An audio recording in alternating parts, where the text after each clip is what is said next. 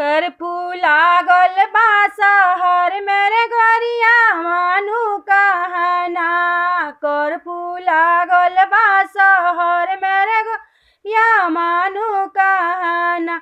सासू को बुलाने मैं नहीं जाऊंगा, जाऊंगा तो पकड़ा जाऊंगा। देवता हमरे से मनवा ले रे गोरिया मानू कहना। देवता हमरे से मनवा ले रे गोरिया मानू कहना। कर्फ्यू लागल बा शहर मेरे गोरिया मानू कहना। कर्फ्यू लागल बा शहर मेरे गोरिया मानू कहना। ननद को बुलाने मैं नहीं जाऊंगा, जाऊंगा तो पकड़ा जाऊंगा। ननद को बुलाने मैं नहीं जाऊंगा, जाऊंगा तो पकड़ा जाऊंगा। थाली हमरे से बजवा ले रे गोरिया मानू कहना।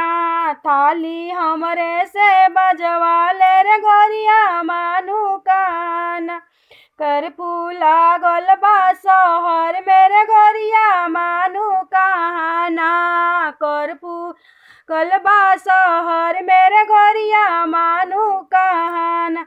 गोतिन के बुलाने मैं नहीं जाऊँ